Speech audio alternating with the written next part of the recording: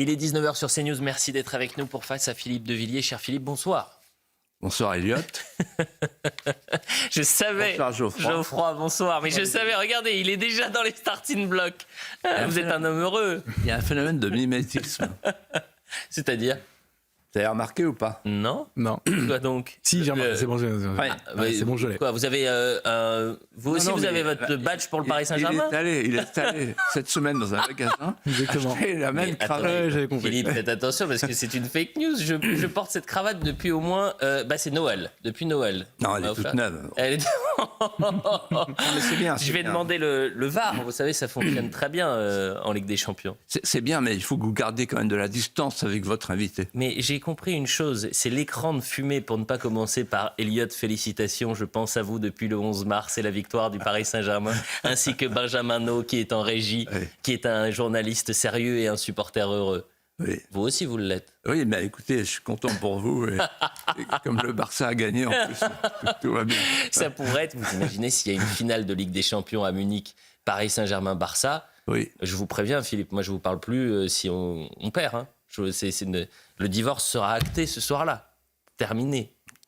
Bon, enfin là, je ne veux pas engager le débat. Ce sera la fin de Face à Philippe de Villiers sur du foot. Ça sera la fin. Vous imaginez quand même sur quoi parfois les relations peuvent se tendre. Mais c'est un plaisir de vous retrouver, évidemment, cher Philippe de Villiers, ce vendredi soir. Philippe, revenons aux choses sérieuses. Parce que l'actualité brûlante nous renvoie à cet échange téléphonique entre Vladimir Poutine et Donald Trump. Donald Trump qui a réagi sur son réseau social Truth. Il parle d'un entretien productif.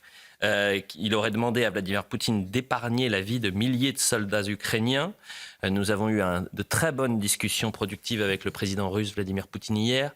Il y a de très bonnes chances que cette guerre horrible et sanglante prenne fin. Emmanuel Macron, lui, a échangé aujourd'hui avec Volodymyr Zelensky et le Premier ministre Keir Starmer à la suite des avancées permises dans la réunion. Et il appelle la Russie à accepter ce cessez-le-feu. Sommes-nous, Philippe de Villiers, à l'aube d'un processus de paix ? Écoutez, pour la première fois, on peut passer du pessimisme de raison à un optimisme raisonnable. Il y a une phrase dont j'ai gardé le souvenir de François Mitterrand à propos du Koweït, je crois. Hubert Védrine me corrigerait s'il était là. Et qui disait « Il est nécessaire, il est temps de passer d'une logique de guerre à une logique de paix ». Je trouve que cette phrase s'applique assez bien à la situation d'aujourd'hui. Alors, pour autant qu'on le sache, parce que en fait, on est sur des gesticulations médiatiques qui cachent des conversations discrètes et secrètes, dont on ne connaît pas le contenu. Donc, il faut être très prudent. Mais pour autant qu'on soit prudent, on peut dégager du chaos de l'événement et de l'instant quelques lignes directrices. D'abord, sur le plan militaire. Sur le plan militaire, il y a l'opération de Kursk, avec les Ukrainiens qui sont encerclés, et donc Trump qui demande à Poutine de les libérer. Ça veut dire quoi ? Ça veut dire qu'en fait, dans le bargain, on dit, je ne sais pas comment on dit en français, dans le marché, Kursk ne sera plus un enjeu par rapport au Donbass et à la Crimée. Ça aurait pu être un enjeu, un échange. Voilà. Donc sur le plan militaire, l'opération de Kursk est en train d'aboutir pour les Russes. Il y a un encerclement. Qu'est-ce qui va se passer après ? On ne le sait pas. On pense que Poutine peut, en mettant des conditions, libérer les Ukrainiens. Alors après, sur le plan diplomatique, là, la situation est la suivante. Poutine a dit qu'il faut aller à la racine du conflit. Qu'est-ce qu'il a voulu dire ? Il n'y a qu'en France qu'on ne veut pas interpréter les propos du président Poutine. Mais Trump a bien compris ce que ça voulait dire. Et je vais vous l'expliquer. C'est très simple. C'est que ça fait 40 ans que l'OTAN veut intégrer l'Ukraine pour se trouver côte à côte, face à face, et pouvoir installer des missiles sur Moscou. Bon, et ça fait 40 ans que la Russie dit, si vous faites ça, ce sera la guerre. Bon, on l'a eu. Donc maintenant, la racine, c'est ça. Est-ce que l'Ukraine va rentrer dans l'OTAN ?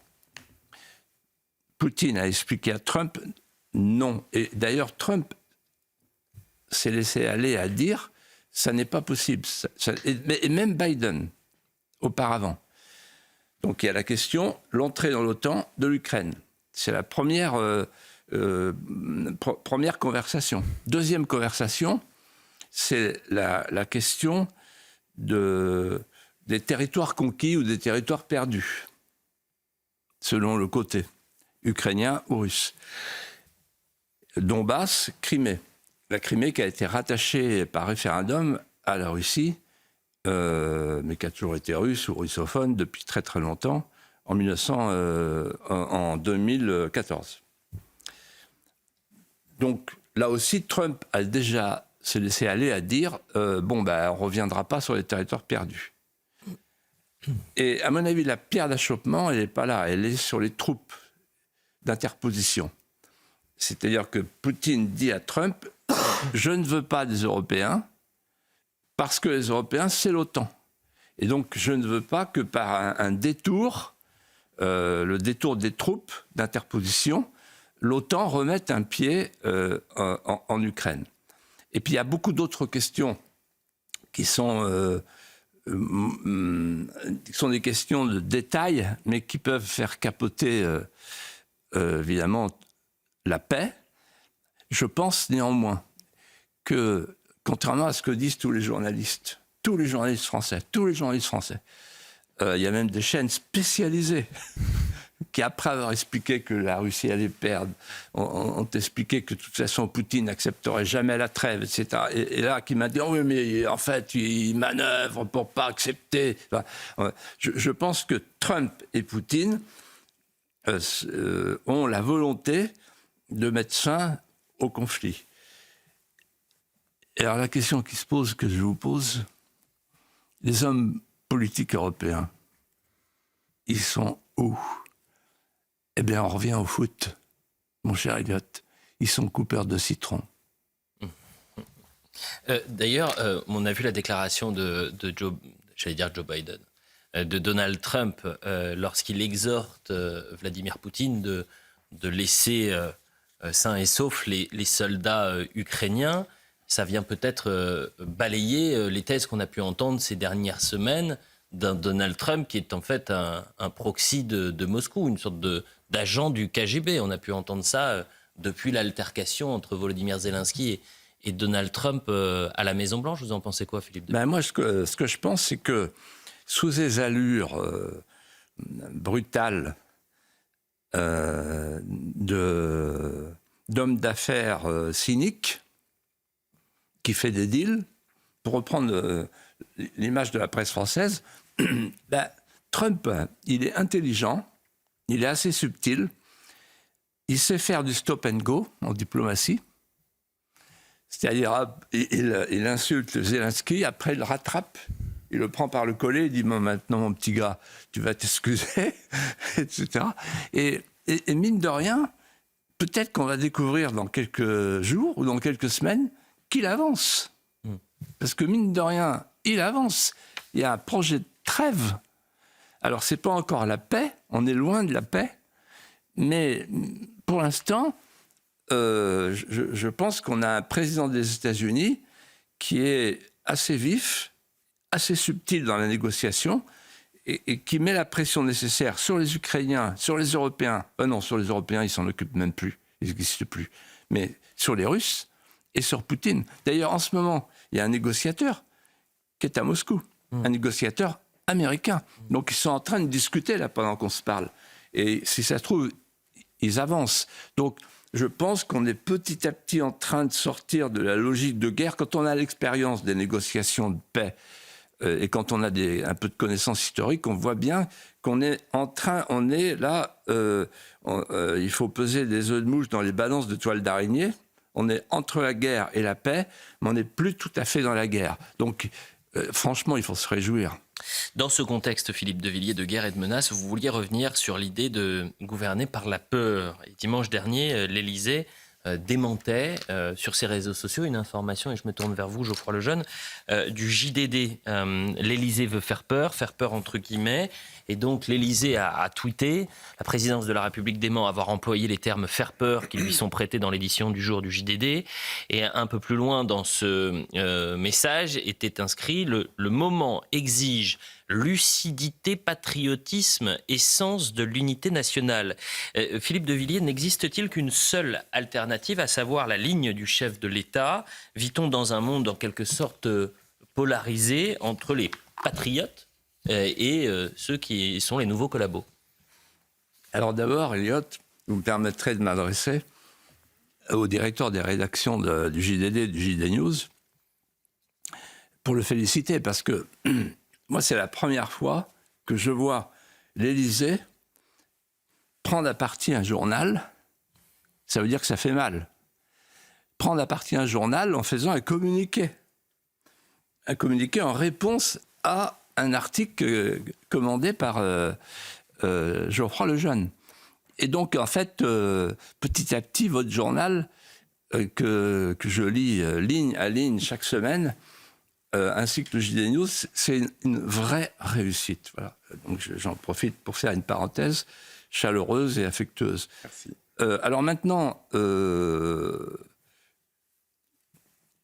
y a Mathieu Bocoté, qui est brillantissime tous les soirs chez Christine Kelly, qui a fait cette semaine une chronique exceptionnelle sur votre question. Le gouvernement de la peur, en fait. Gouverner par la peur. Qu'est-ce que ça veut dire, gouverner par la peur? Moi, j'ai connu ça, 40 ans d'expérience. Gouverner par la peur, ça veut dire qu'on impose un récit officiel. Ils appellent ça maintenant, Darmanin à Crépol, un narratif officiel. En fait, c'est un côté soviétoïde. Il y a un narratif officiel. C'est-à-dire, on vous dit comment vous devez penser, comment vous devez parler, et comment surtout vous ne devez pas penser et parler. Le narratif officiel. Alors, on vous envoie le narratif officiel dans les médias, et ensuite vous répétez le narratif officiel. Bon, et ça marche bien. Et après, il y a des sondages qui disent « Ah, regardez, Macron remonte ». On en parlera dans un instant. Donc l'opération est magnifique. Bon, c'est vieux comme Giscard. J'avais eu des conversations avec Giscard à Auton quand j'étais sous-préfet de Vendôme, et il me racontait ça. Bon, ça s'appelait pas le narratif officiel, mais ça revenait au même. Bon. Et il appelait ça des stimuli. Le chien de Pavlov. Je ne sais pas si vous connaissez. Chien de Pavlov. Les réflexes du chien de Pavlov. En parlant de ce qu'il appelait l'opinion. Merci pour le peuple français. Alors, la peur, je rappelle quelques souvenirs. En 2018, on voit arriver, on voit débarquer, on voit émerger une enfant qui fait la grève scolaire, et le monde entier salue cette grève scolaire parce que c'est au nom du climat. Réchauffement climatique, dit-elle. Et à elle seule, elle fait fondre tous les glaciers médiatiques. Elle monte comme une star. C'est la Jeanne d'Arc du climat, dit tel journal. La Jeanne d'Arc du climat qui entend les voix du CO2 que vous n'entendez pas, sauf à vous mettre au pied d'une éolienne. Et alors, elle est reçue partout. Elle est reçue à Davos. C'est pas rien, vous vous rendez compte, le haut lieu, la capitale du capitalisme global, sans entrailles. Et elle insulte les patrons à Davos, le capitalisme global. Elle les insulte et elle dit « Comment vous osez? Vous avez bousillé ma jeunesse, mon enfance. » Bon, elle a 12 ans, 13 ans. Bon, on lui prépare son texte. Bon, qui est derrière, on ne sait pas, mais en tout cas, ça marche. Et elle est reçue par le pape de l'Église verte, qu'il encourage le réchauffement climatique fraternel, l'union des religions et la fonte des glaciers. Hop, prix de gros. Et puis, en fait, elle termine à l'ONU. Et à l'ONU, elle recommence et elle insulte toutes les nations présentes en disant « Est-ce que vous vous rendez compte, vous avez perdu mon enfance. » Voilà. Et là, qu'est-ce qui se passe? Tous ceux qui ne sont pas d'accord subissent le traitement sémantique suivant: négationnisme climatique. Négationniste, c'est-à-dire c'est le même mot que pour la Shoah. Donc ça vous refroidit quand même. Si jamais vous faites une remarque sur Greta Thunberg, voilà, et vous savez comment elle a fini? Allez-y. Elle a fini avec un kéfier. C'est bien ça. Plus active aujourd'hui à la lutte contre l'État d'Israël que sur la lutte contre le réchauffement climatique. Vous savez qu'elle a failli être prix Nobel de la paix. Hein, elle a failli, oui, absolument. Et donc, voilà, c'est pour dire... Et après, c'est pas fini. Après, il y a eu le Covid, si vous me permettez. Allez-y. Un sujet que je connais bien, parce que j'ai écrit un livre qui s'appelle « Le jour d'après » sur le Covid. Alors, le Covid, c'est toute une société qui est assignée à résidence. Bon, c'est là où on voit que les Français sont prêts à tout, parce que finalement, ils se sont laissés enfermer. Ce qu'on a appelé l'enfermisme. Donc, la société assignée à résidence, l'hygiénisme d'État. Je note au passage que, contrairement à ce qu'on a dit, par rapport au Moyen-Âge, c'est exactement l'inverse. Au Moyen-Âge, on enfermait dans les léproseries les lépreux, les malades, les mal portants, et on laissait tranquilles les bien portants. Aujourd'hui, on a enfermé les bien portants. Et quand on ne les enfermait pas, alors on demandait de porter le masque et de se faire vacciner. Et quiconque disait « mais le vaccin, vous êtes sûr qu'il évite la contamination ?» Ah, complotiste. Ah, c'est plus négationniste, c'est plus intelligence avec l'ennemi, comme sur l'Ukraine, c'est complotiste. Complotiste. Et ça me rappelle une phrase de Michel Rocard qui avait de l'humour. Il disait « toujours préférer la connerie au complot parce que la connerie est courante et le complot exige un esprit rare. » Donc on a eu le complotisme. Continuons, George Floyd. Vous ne vous souvenez pas de George Floyd? George Floyd, ça voulait dire, en fait, les Blancs doivent se mettre à genoux. Et tous les Blancs se mettaient à genoux. Pardon pour vos amis, je mets une pierre dans votre jardin, le jardin du Parc des Princes. Oui. Mais j'ai vu plusieurs matchs, tous les matchs de foot. C'était l'équipe de France, évidemment, se mettait à genoux avant les matchs. Avant, l'arbitre, il surveillait, tout le monde se mettait à genoux. Et Castaner, vous vous en souvenez très bien, c'est vous qui me l'avez rappelé. Castaner, il y avait une manif interdite à cause du Covid, je crois. Et une manif wokiste pour George Floyd.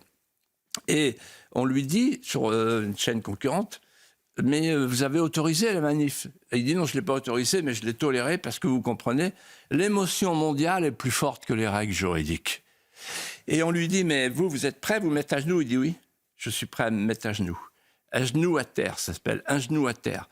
Et donc tout le monde était à genoux. Et les policiers d'ici, si les policiers veulent mettre un genou à terre, je me demande s'il n'y a pas un moment donné où les policiers ont mis un genou à terre. Voilà. Donc, voilà. Et ceux qui ne voulaient pas mettre un genou à terre, racistes. Ah, troisième insulte. Troisième disqualification. Et puis, on pourrait continuer.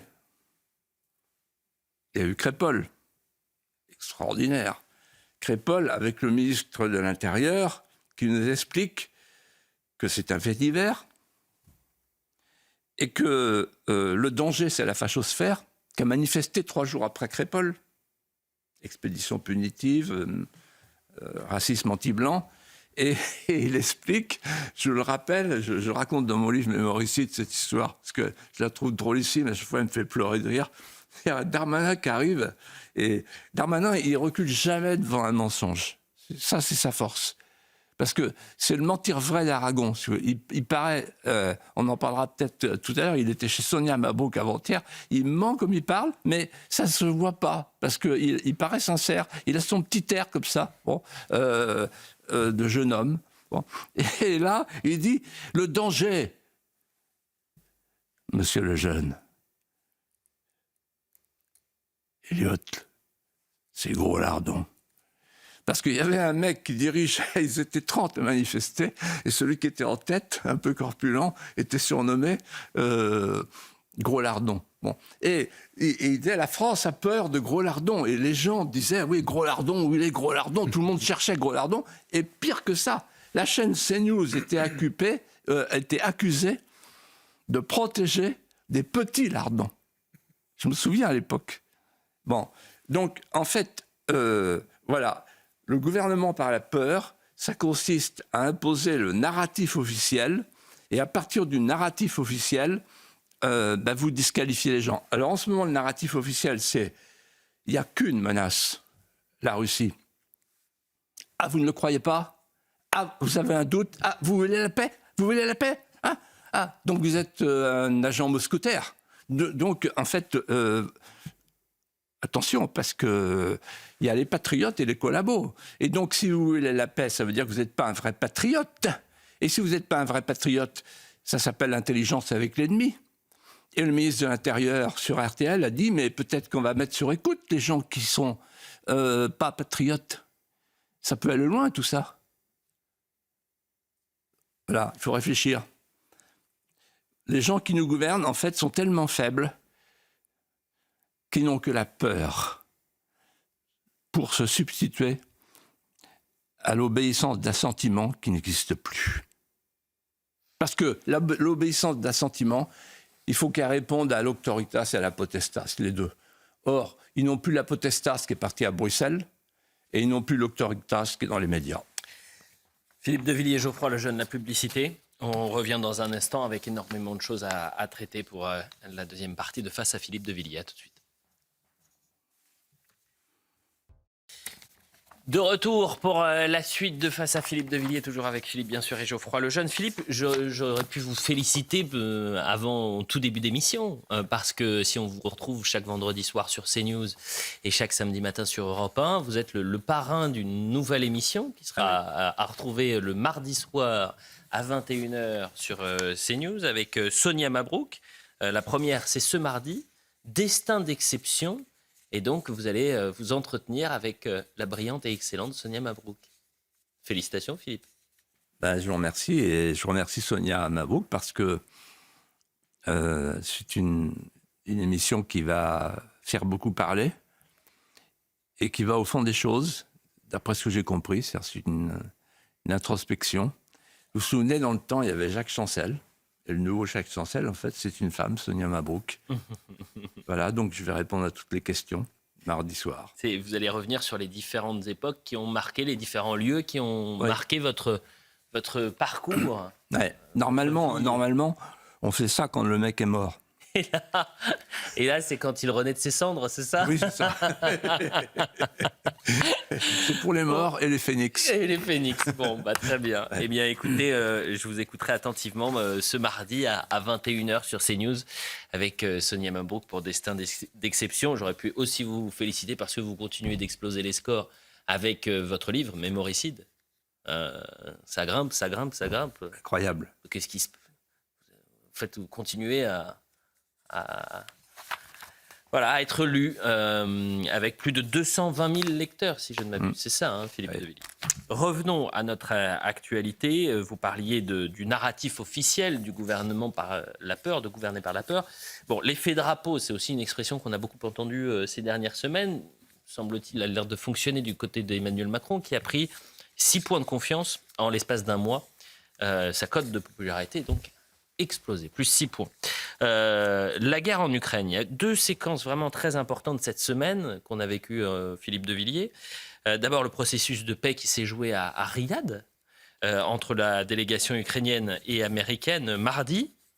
Et puis jeudi à Moscou, entre émissaires russes et américains.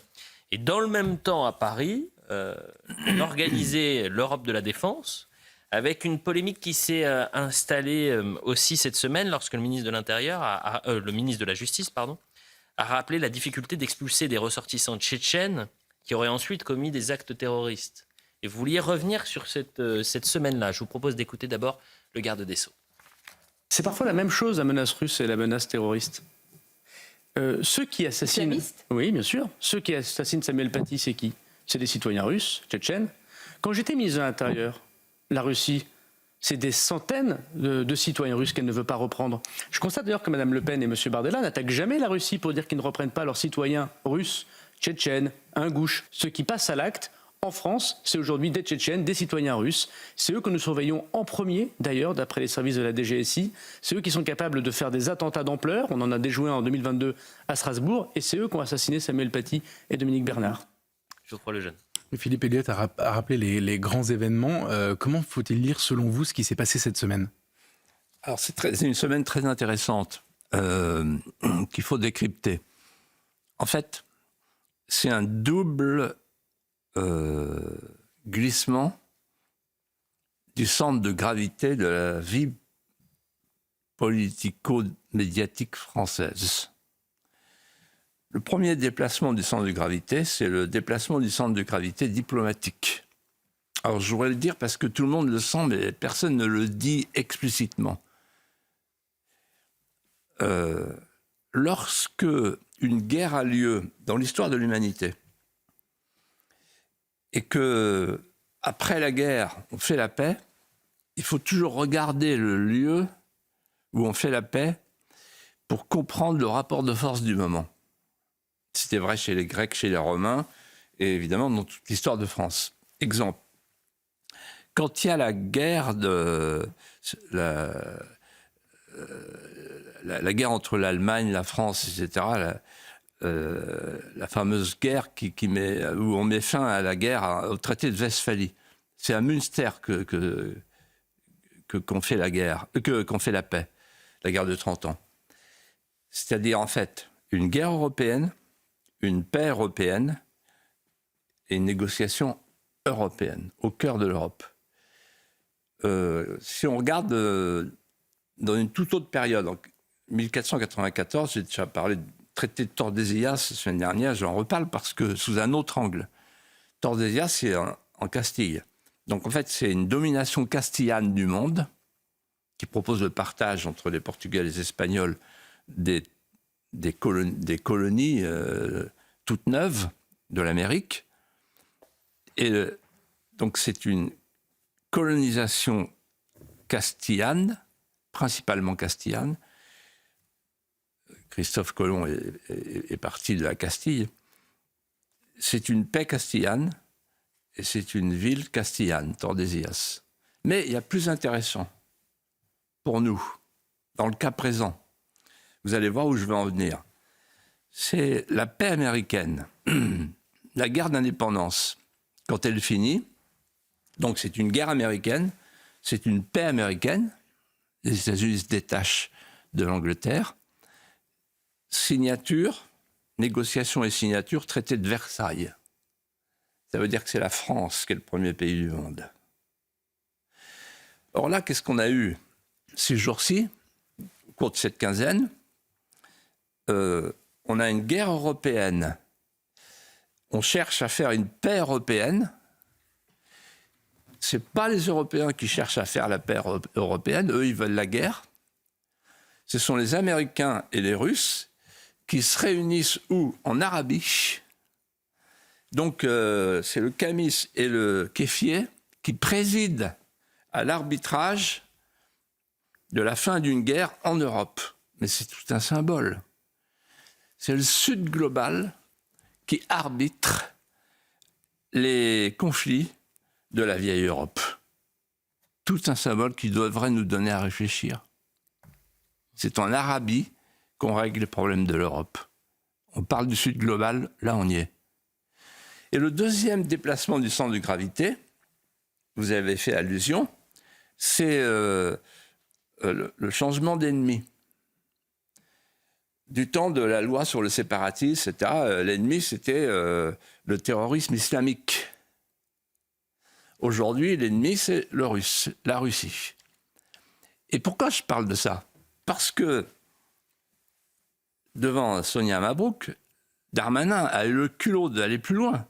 Il n'a pas dit il y a deux menaces, une grande, une petite. La menace russe, la grande, l'islamisme, la petite. Non, il a dit c'est la même.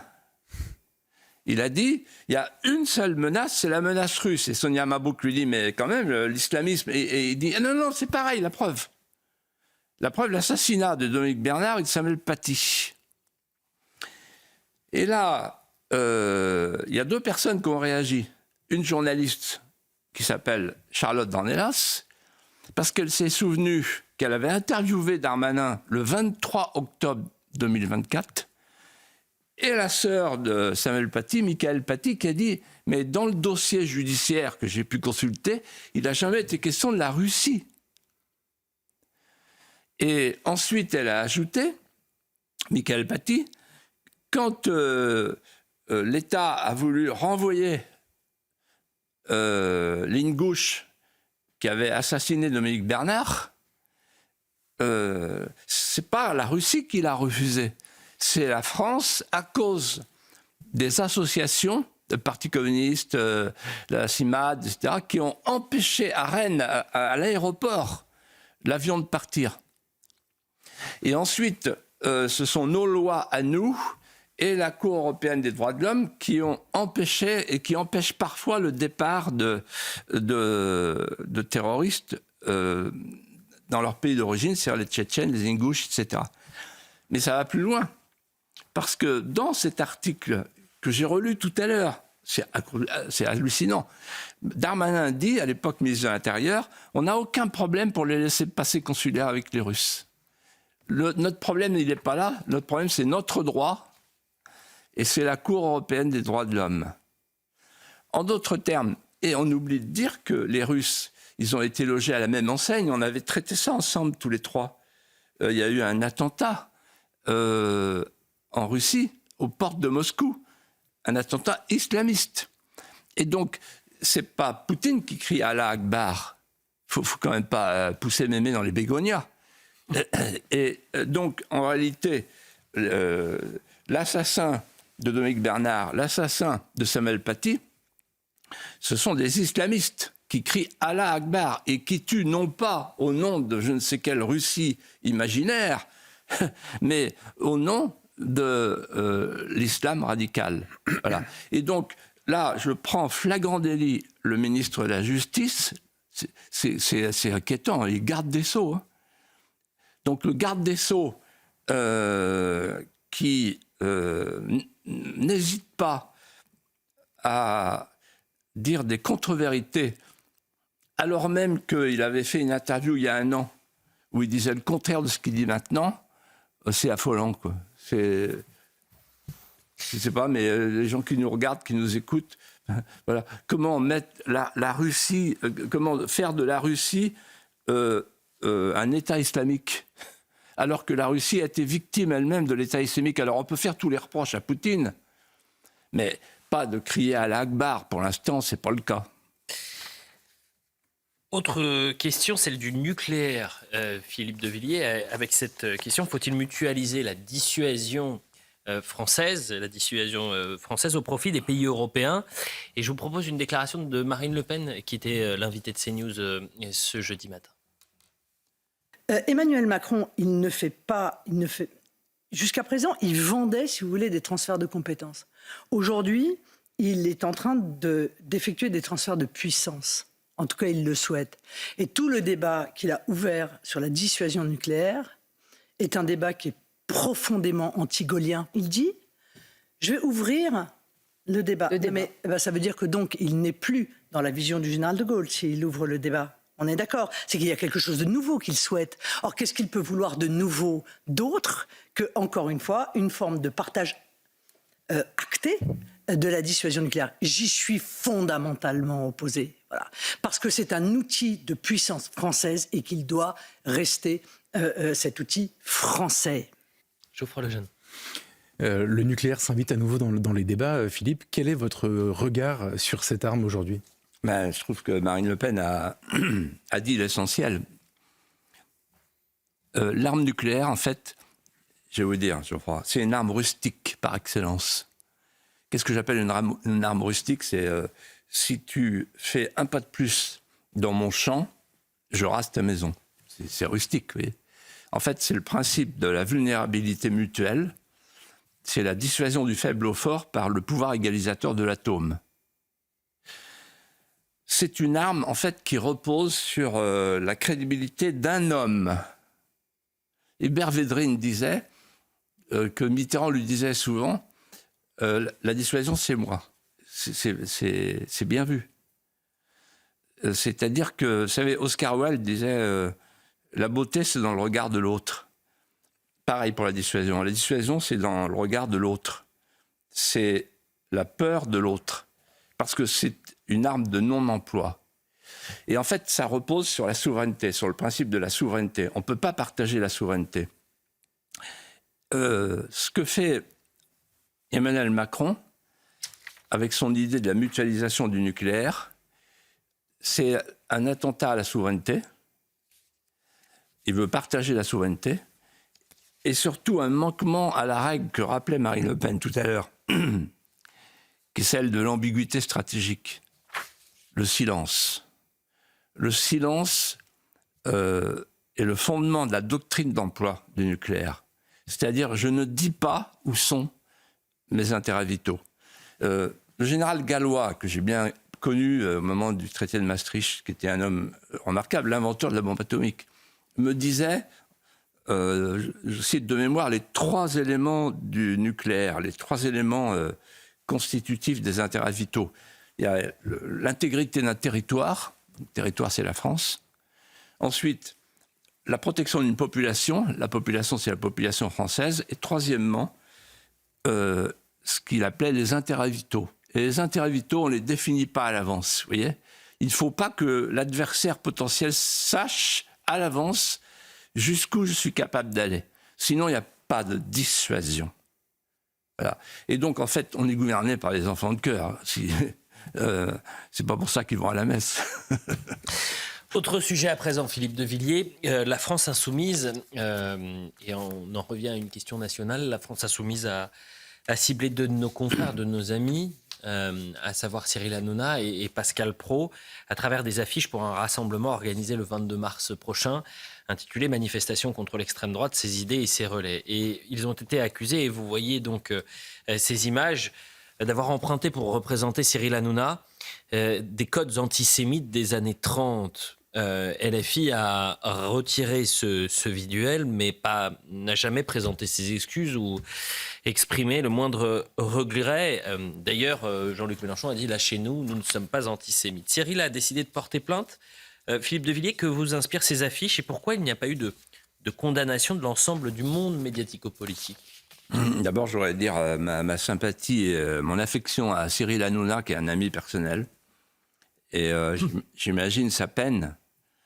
Voilà, nous sommes devant, en fait, un antisémitisme historiquement référencé, puisque c'est le morphotype du juif éternel du film de Goebbels, le juif éternel. C'est aussi référencé avec le stéréotype du juif plutocrate de la vieille gauche, en fait. On oublie qu'elle était profondément antisémite. Proudhon, Jaurès. C'est un antisémitisme qui est politiquement assumé, un antisémitisme électoraliste, un antisémitisme communautariste pour aller chercher les voix dans les banlieues. C'est aussi simple que ça. C'est un antisémitisme qui est protégé, vous l'avez sous-entendu, inifugé, immunisé. C'est-à-dire qu'en fait, la justice ne s'en occupe pas et la société médiatique le protège. C'est-à-dire qu'on n'en parle pas. Et enfin, j'insiste là-dessus quand même, il y a des gens qui devraient être gênés. Tous ceux qui ont fait l'alliance. C'est un antisémitisme d'appoint pour les forces électorales qui ont besoin, au 2e tour des élections législatives, de faire une alliance. C'est-à-dire que le camp du bien, il accepte ça. Il accepte ça, on met une couverture inifugée au moment des élections, on dit on n'en parlera pas, mais il accepte quand même une alliance électorale. Ils recommenceront à la présidentielle et aux prochaines législatives après la dissolution en septembre. Ils recommenceront. Parce que le camp du bien contre le camp du mal, et le camp du bien, on a le droit d'être antisémite. Voilà. Autre sujet à présent, la même journée, la France Insoumise produisait, ou la LFI produisait ses affiches odieuses, mais invitait également à l'Assemblée nationale le CCIE, ex-CCIF, dissous après l'attentat contre Samuel Paty. Invitation pour un colloque sur l'islamophobie, organisé par un député de la France Insoumise, triple féchesse, Raphaël Arnaud. Des députés ciotistes ont voulu se mobiliser pour assister au colloque. Ils ont été renvoyés manu militari par le fameux Raphaël Arnaud. Je vous propose de voir la séquence. Allez les racistes, allez les racistes, allez les racistes. J'espère que vous avez bien honte d'imposer le racisme jusqu'au deux. Allez les racistes. Allez les racistes. Remettez-vous, est-ce qu'il va y avoir Allez les que racistes. des islamistes pour représenter les musulmans? Pourquoi tu filmes comme ça? Allez les racistes, allez hop. Excusez-moi, vous pourriez sortir? Allez, allez. J'ai appelé les chefs qui vont le faire. Là, la scène elle est pleine et surtout on a fait sur les Par contre, ça interdit de filmer dans les couloirs, s'il vous plaît. C'est vraiment interdit. C'est vraiment interdit, je suis désolé. Geoffroy Lejeune. Philippe, vous connaissez bien l'Assemblée, vous y avez siégé, vous connaissez ses règles. Est-ce que vous pensez que ce colloque aurait dû être annulé? Oui. Je ne comprends pas que Mme Braun-Pivet pense la peur, comme d'habitude. La peur. Voilà. Mais moi, je voudrais insister sur un point. Tout le monde parle de la lutte contre l'islamophobie. Il y a eu dans le Figaro un papier brillantissime de Florence Bergeau-Blaclair qui explique ce que c'est que la lutte contre l'islamophobie. En fait, c'est une arme pour désarçonner, pour fixer au sol toute critique de l'islam et de l'islamisme. Et cette arme, c'est un dispositif juridique qui est utilisé par les frères musulmans. Voilà. Elle cite notamment un grand historien islamologue qui s'appelle Ephraim Herrera, qui dit un djihad offensif, qui ne peut être licite que s'il est commandé par une autorité légitime, et un djihad défensif. Et ce djihad défensif qui permet à tout croyant, une fois qu'il est offensé, s'il est offensé, de répondre. Les frères musulmans, en fait, en ont fait une arme de guerre qui consiste à engager les populations musulmanes dans leur projet de conquête et à dire aux autres que ce projet de conquête n'existe pas et que c'est un fantasme de l'extrême droite, des fascistes et des racistes. Et ça marche.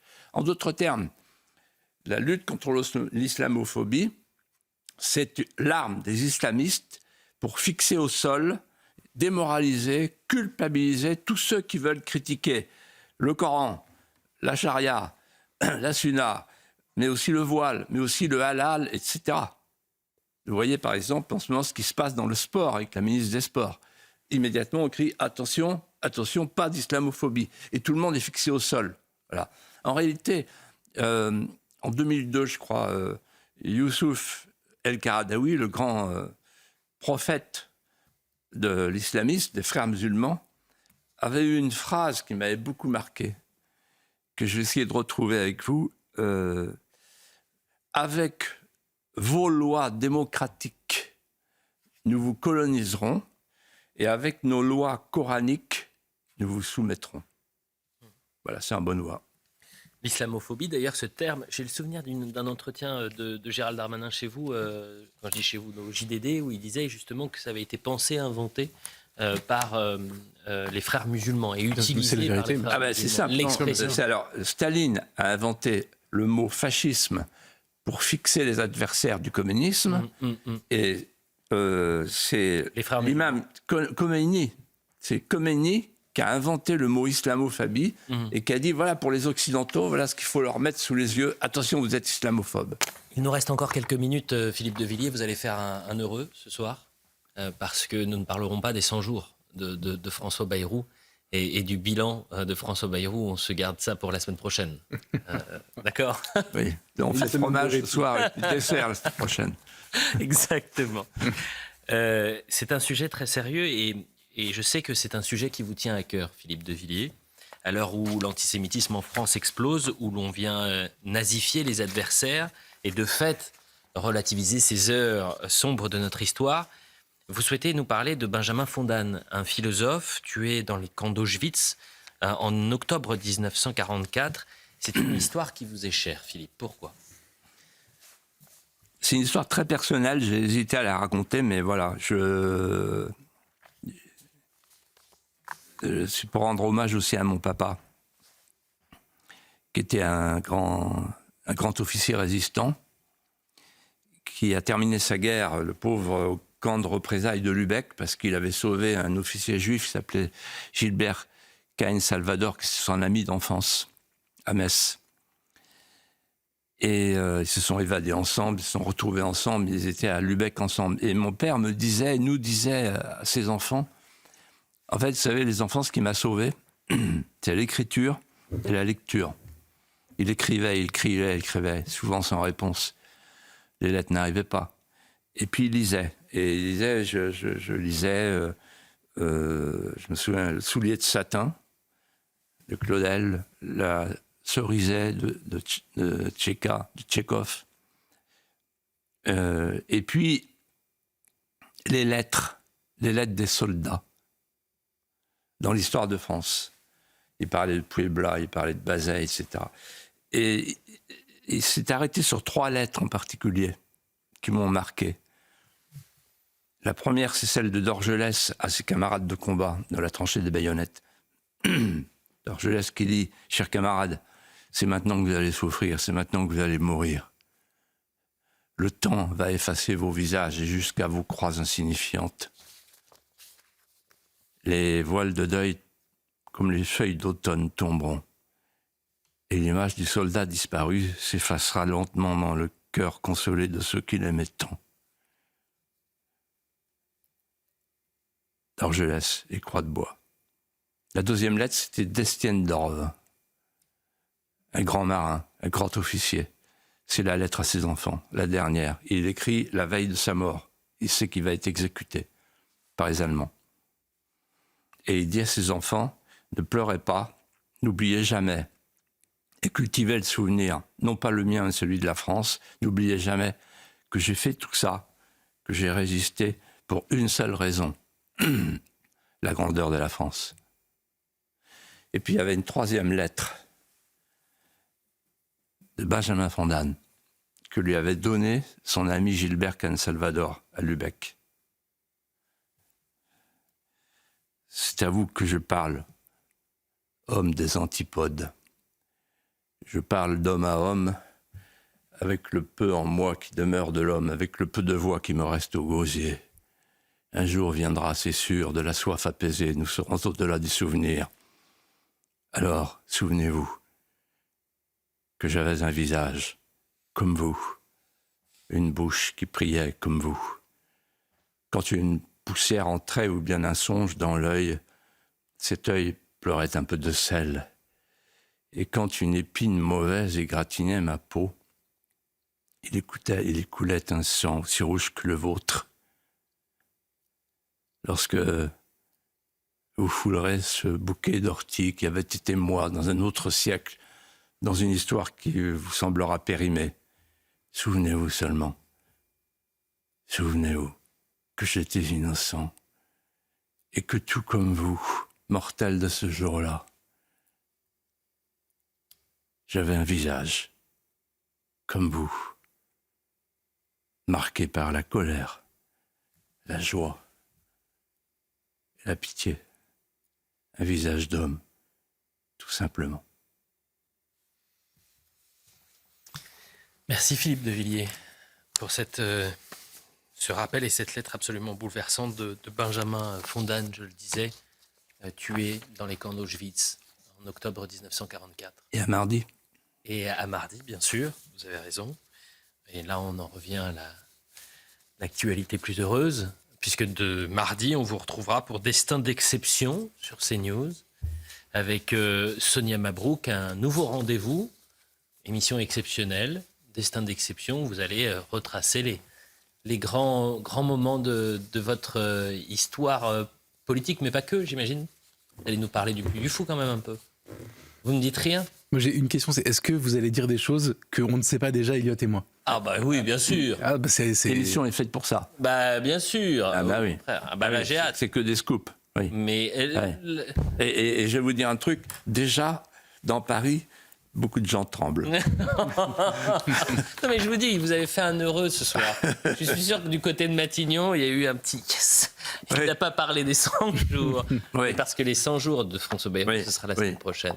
Oui, mais je ne voudrais pas que François Bayrou, que je connais bien par ailleurs, pour lequel j'ai de l'amitié, une amitié ancienne, je ne voudrais pas qu'il considère que notre abstention est une marque de mépris. Oh. Bon, merci Geoffroy Lejeune. Merci Elias. Merci à vous, et évidemment Philippe de Villiers. Peut-être qu'avant la fin de la saison, vous arriverez à dire une fois « Allez Paris ». Hein, on verra si ça... Oui, comme dans le dîner de con. Allez Marseille. Allez. Bon, nous on se retrouve dans un instant pour l'heure des pros. À tout de suite.